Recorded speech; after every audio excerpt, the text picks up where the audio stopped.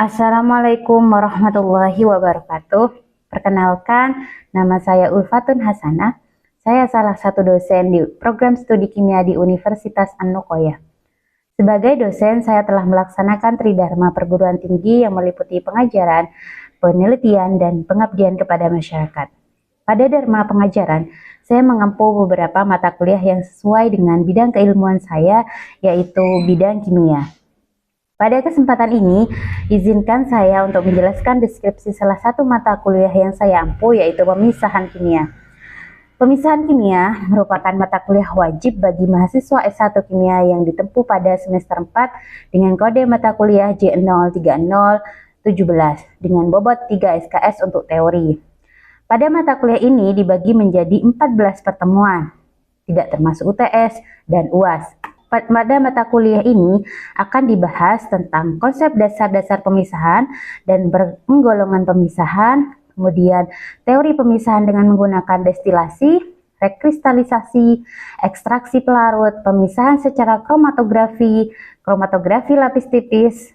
Selain itu, mata kuliah ini juga akan membahas terkait kromatografi jenis kolom, kromatografi penukar ion, eksklusi gel, kromatografi cair kinerja tinggi atau HPLC, dan kromatografi gas atau GC. Adapun CPL Prodi pada mata kuliah ini terdiri dari 4 aspek, yaitu sikap, pengetahuan, keterampilan umum, dan keterampilan khusus. Untuk sikap terdiri dari yang pertama, menunjukkan sikap bertanggung jawab atas pekerjaan di bidang keahliannya secara mandiri. Pada pengetahuan, yaitu mampu memahami konsep teoritis tentang struktur, sifat, fungsi, perubahan energi dan dinamika, identifikasi, pemisahan, karakterisasi, transformasi, dan sintesis kimia, serta terapannya khususnya berbasis lingkungan. Pada keterampilan umum, yaitu mampu menerapkan pemikiran logis, kritis, sistematis, dan inovatif dalam konteks pengembangan atau implementasi ilmu kimia yang berlandaskan iman dan takwa, serta memperhatikan dan menerapkan nilai humaniora yang sesuai dengan keahliannya. Sedangkan pada keterampilan khusus, yaitu mampu melakukan pekerjaan laboratorium yang bersifat general dan spesifik, serta teknik pemisahan. CPMK atau capaian pembelajaran mata kuliah antara lain: CPMK 1, mahasiswa mampu memahami konsep dasar pemisahan kimia dengan sikap bertanggung jawab. CPMK 2, mahasiswa mampu menganalisis konsep teoritis terkait teknik pemisahan secara mandiri maupun kelompok dengan penuh dedikasi. CPMK 3, mahasiswa mampu mempraktekkan kesesuaian teknik pemisahan yang digunakan baik secara mandiri maupun secara kelompok dengan memadukan berdasarkan berbagai referensi. CPMK 4, mahasiswa mampu mengintegrasikan berbagai teknik pemisahan secara mandiri maupun kelompok dalam kaitannya dengan penelitian. Sistem pembelajaran ini saya menerapkan metode DEI atau Delivery, Interaction, dan Assessment. Metode delivery, saya menyediakan beragam materi pelajaran untuk membantu mahasiswa belajar secara mandiri, sehingga materi yang diberikan dapat diterima dengan baik oleh mahasiswa, serta presentasi interaktif secara tatap muka untuk mendukung pemahaman mahasiswa. Materi yang saya sampaikan didukung oleh beberapa media pembelajaran, diantaranya PPT, kasus yang dihadirkan dalam diskusi, dan kuis interaktif atau quizzes atau word wall. Interaction yaitu kegiatan tatap muka antara dosen dengan mahasiswa untuk membahas materi berupa diskusi, tanya jawab, dan refleksi guna mencapai tujuan pembelajaran. Assessment yaitu pemberian tugas terstruktur yang direncanakan misalnya dengan pemberian kuis, studi kasus, tugas individu atau kelompok guna mengetahui tingkat kemampuan mahasiswa terhadap materi yang disampaikan secara objektif. Adapun komposisi nilai terdiri dari nilai kognitif dan afektif. Nilai kognitif terdiri dari UTS 30% dan UAS 40%, tugas 20%, dan nilai afektif yang meliputi kehadiran dan keaktifan sebanyak 10%. Poin-poin penilai ini telah saya sampaikan kepada mahasiswa di awal pertemuan perkuliahan pada awal semester, sehingga mahasiswa dapat mengetahui proses penilaian yang saya lakukan dengan transparan dan objektif. Metode pembelajaran yang saya gunakan adalah CASE method, yaitu sistem pembelajaran partisipatif berbasis diskusi di mana mahasiswa berperan sebagai subjek utama untuk memecahkan masalah atau kasus nyata. Dalam proses pembelajaran, CASE method ini pertama pembelajaran interactive learning, yaitu pemaparan materi atau konsep materi oleh dosen dengan menyisipkan berbagai pertanyaan kepada mahasiswa. Kedua, yaitu mahasiswa berdiskusi terkait studi kasus, di mana pertama mahasiswa diberikan suatu kasus, membentuk kelompok diskusi, melakukan analisis terhadap masalah yang dihadirkan, menyampaikan hasil analisis dalam bentuk presentasi diskusi, dan yang terakhir mengevaluasi pemecahan masalah. Referensi yang saya gunakan pada mata kuliah ini ada buku terkait konsep kimia analitik karangan Kopkar, kemudian ada analisis kimia kuantitatif karangan dan Underwood, dan beberapa buku yang terkait. Selain itu juga ada jurnal nasional bereputasi ataupun jurnal internasional agar mahasiswa mampu mengikuti perkembangan ilmu pengetahuan dan teknologi terkini. Berikut adalah video pembelajaran saya bersama mahasiswa. Mari kita saksikan.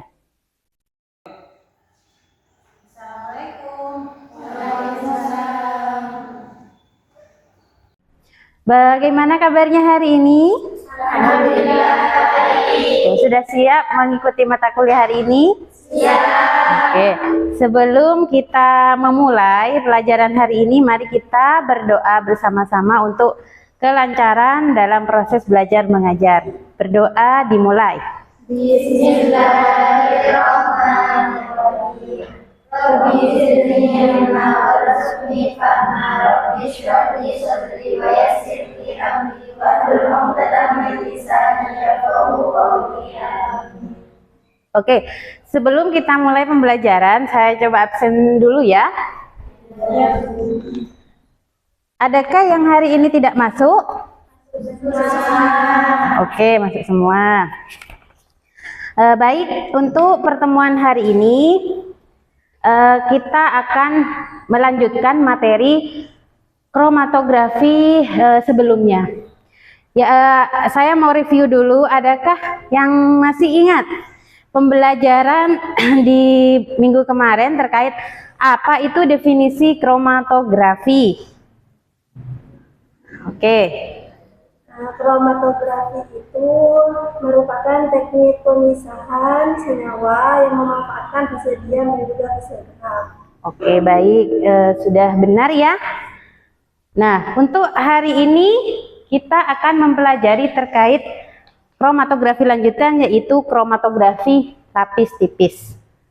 Untuk tujuan pembelajaran hari ini yaitu pertama untuk mempelajari apa itu definisi dan konsep dari KLT, kemudian mempelajari bagaimana mekanisme dari KLT, kemudian bagaimana teknisinya dan analisis secara kuantitatif dalam KLT. Nah, ini ada suatu gambar yang mungkin ini akan menjadi opening dalam pembelajaran ini. Ada yang tahu kira-kira ini apa gambar ini maksudnya? Ayo, mungkin ada yang mau mencoba menjawab? Oke. Bentuk gambar itu adalah berpindahnya bercak warna yang biasanya ada di bawah, kemudian dia semakin ke atas karena ada airwave. Ya, betul, bagus ya.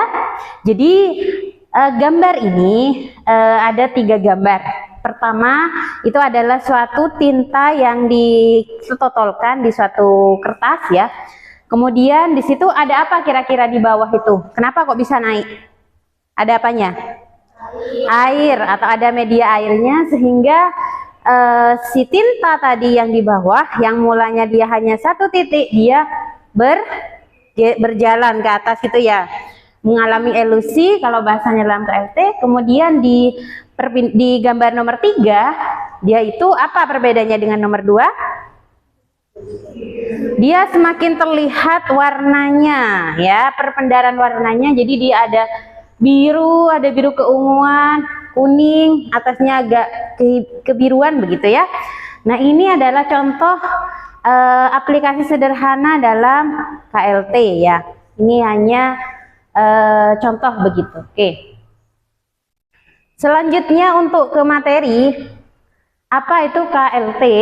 Nah, KLT di sini yaitu suatu kromatografi di mana fase stasioner yang biasanya diserapkan pada lapisan tipis yang dia sifatnya polar, dan juga ada fase gerak yang menjadi pelarut tunggal atau kombinasi pelarut. Jadi dalam KLT ini itu ada dua yang perlu diperhatikan, yaitu fase diam dan fase diamnya di sini apa? Fase diamnya yaitu lapisan tipis yang dia memiliki sifat polar. Kemudian fase geraknya apa? Yaitu eluen atau pelarut tunggal, misalkan kloroform atau enheksan, atau kombinasi dari kloroform enheksan, pelarut organik ya. Begitu. Kemudian dalam KLT itu tujuannya atau fungsinya untuk apa? Ini ada berapa poin? 5 poin. Pertama adalah menentukan jumlah komponen dalam campuran. Jadi misalkan kita punya suatu ekstrak yang mau kita tentukan senyawa apa di dalam itu, kita bisa menggunakan dengan teknik KLT. Yang kedua, bisa mengidentifikasi senyawa. Jadi kita bisa tahu senyawa yang sudah terpisah tadi, kayak contoh di awal tadi kan sudah terpisah, misalkan ya, kita bisa tahu, oh senyawa yang warna ungu itu senyawa A, yang warna di atasnya kuning, warna itu senyawa B, gitu. Kemudian yang ketiga, mengamati proses reaksi. Jadi tentu ya, dalam KLT itu juga ada, misalkan dia tidak memiliki perubahan warna yang jelas, misalkan dia tetap warnanya putih, tidak kelihatan, kita biasanya menggunakan alat penampak noda atau reagen. Jadi nanti kita di situ terjadi suatu reaksi. Yang keempat, bisa menentukan kondisi yang sesuai dalam kromatografi kolom. Jadi ketika kita misalkan mau melakukan pemisahan dengan kolom, kita dengan KLT kita bisa menentukan pelarut yang terbaik itu apa, atau eluen yang terbaik itu apa. Yang 5 adalah menganalisis fraksi yang diperoleh dari kolom. Jadi dari hasil kolom itu kita KLT lagi untuk menentukan sejauh mana pemisahannya. Gitu. Selanjutnya untuk fase diam, tadi sudah dikatakan fase diam. Apa sih fase diam itu? Nah, seperti pada di gambar sudah jelas ya. Ini mungkin kalian sudah pernah dilihat di laboratorium? Oke, pernah. Jadi ini plat KLT bentuknya itu persegi seperti ini, dimana ketebalannya ini plat ini dibuat dari aluminium yang dilapisi oleh bahan padat sehingga dia bentuknya kaku, nggak lembek kayak kertas tadi ya. Jadi dia kaku di belakangnya karena ada lapisan padat. Ketebalannya sekitar 0,1 sampai 0,3. Nah, kemudian di KLT ini ada indikator fluoresen yang ketika mau kita identifikasi dengan UV itu udah kelihatan. Nanti ada contohnya ya. Nah, ini ada gambar yang KLT itu dipotong-potong. Kenapa? Kira-kira ada yang tahu? Kenapa kok ada yang kecil, ada yang besar? Ya, menyesuaikan dengan yang dibutuhkan kita. Misalkan senyawa yang mau dipisahkan sedikit atau hanya 2 sampel saja, pakai yang besar atau kecil? Yang kecil saja. Kalau kita mau memisahkan sampai 10 misalkan, jadi gunakan yang lebih besar, begitu ya. Oke, yang selanjutnya setelah fase diam ada fase gerak. Fase gerak di sini itu ada beberapa di sini tabel ya. Yang umum digunakan adalah enheksan, kloroform, butanol dan seterusnya. Dan juga di sini ada beberapa indeks kepolaran yang kalian bisa lihat. Jadi umumnya memang sering menggunakan tunggal, dan bisa enheksan saja, misalkan ya mau kloroform misalkan, atau kombinasi. Kombinasi yang dimaksud misalkan enheksan kloroform 3:7 atau 2:8. Nah, itu contoh yang campuran. Kemudian bagaimana mekanisme pemisahan dalam KLT itu? Pertama di sini sudah dilihat ya. Di sini ada gambar di mana yang warna pink ini adalah fase diam, yang kita ibaratkan fase diam. Kemudian ada zat A sama zat B. Zat B kira-kira dia lebih ke ikut fase diam atau fase geraknya? Fase diam, karena dia B ini lebih tertahan ke fase sedangkan A dia di atasnya, posisinya ada di atasnya zat B, sehingga dia lebih mengikuti eluen-nya atau fase diamnya, fase geraknya tadi. Jadi fase B ini dia lebih tertahan karena dia dimungkinkan dia sifatnya lebih polar dibandingkan zat A. Nah, pertama apa yang teknisinya dalam KLT? Pertama, menyiapkan chamber atau alat untuk mengelusidasi tadi ya. Jadi nanti plat KLT-nya itu dimasukkan ke chamber ini. Untuk macam-macam chamber itu banyak sekali ya. Ini ada yang bentuknya kecil, ada yang agak besar, ada yang bulat begitu, menyesuaikan dengan kebutuhan kita. Nah, teknisinya kira-kira KLT-nya itu posisinya di gimana kan Bu? Dia seperti ini posisinya. Jadi dia membentuk seperti ini, miring begitu. Ya. Sebelumnya chamber ini diisi apa tadi? Eluen atau fase gerak. Jadi sebelum kita menotolkan sampel harus disiapkan chambernya terlebih dahulu supaya terjenuhkan. Kan nanti jangan lupa ditutup ya chambernya supaya tidak menguap. Yang kedua, setelah sudah siap tadi eluennya masuk ke chamber, baru kita siapkan plat TLC-nya, plat KLT-nya. Yaitu kita biasanya itu dikasih batas atas sama batas bawah. Fungsinya untuk penotolan dan nanti saat elusidasi. Oke. Yang ketiga adalah spotting, penotolan. Penotolan di sini ini kan sudah dikasih batas bawah ya. Jadi kita mau zat A, zat B, zat C misalkan, kita kasih tanda kemudian ditotolkan. Jadi penotolannya menggunakan apa? Pipa kapiler. Sudah pernah lihat ya pipa kapiler? Sudah. Ya. Jadi caranya untuk menotolkan biar bagus ini biasanya menggunakan korek api sehingga nanti ditarik kemudian ujungnya digunting begitu. Jadi itu spotting. Yang keempat adalah elusidasi. Jadi kita masukkan, sudah KLT-nya sudah siap, kita masukkan ke chambernya. Jadi dimasukkan, kelihatan ya, eluen naik melalui KLT.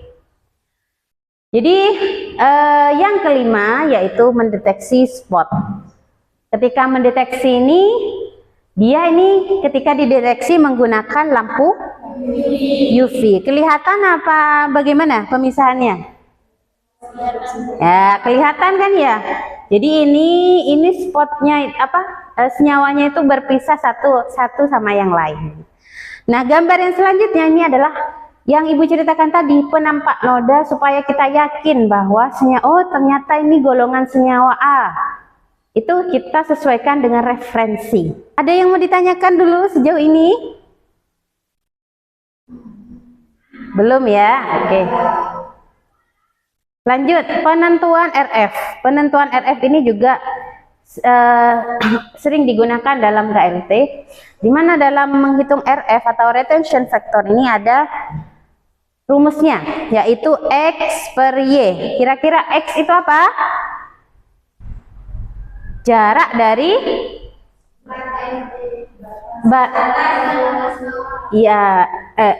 X ini adalah jarak dari spot yang kita pisahkan.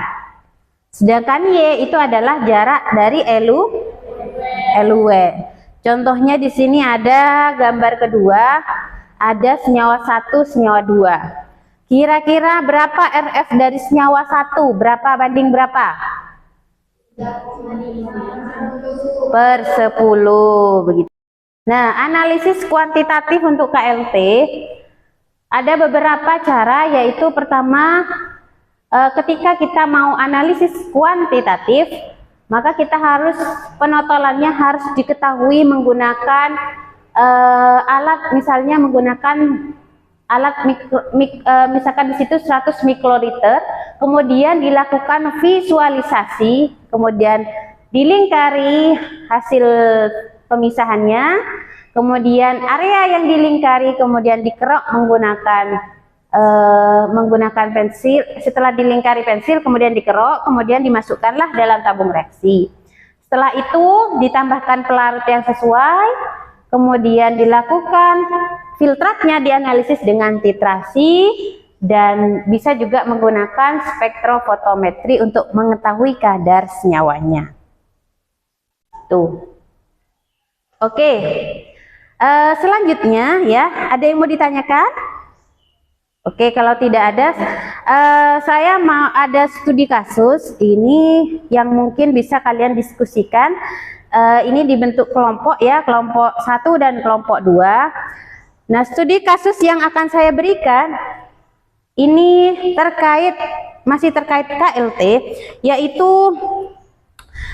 Balai Pengawasan Obat menerima laporan bahwa dalam produk jamu Pegalino itu mengandung senyawa obat kimia atau mengandung obat kimia yang berupa parasetamol. Nah, untuk meningkatkan efek pada nyeri, kalian tahu kalau dalam jamu itu tidak boleh ada tambahan kimia obat seperti parasetamol. Kenapa?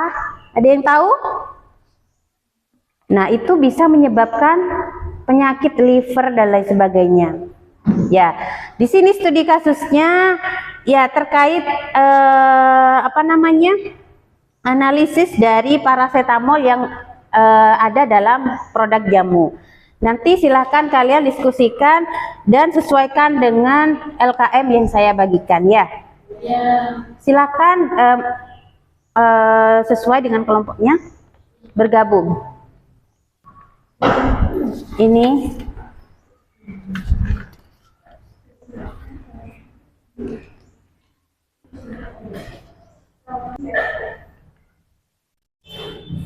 silakan didiskusikan dan dijawab terkait pertanyaan-pertanyaan yang di bawah itu ya.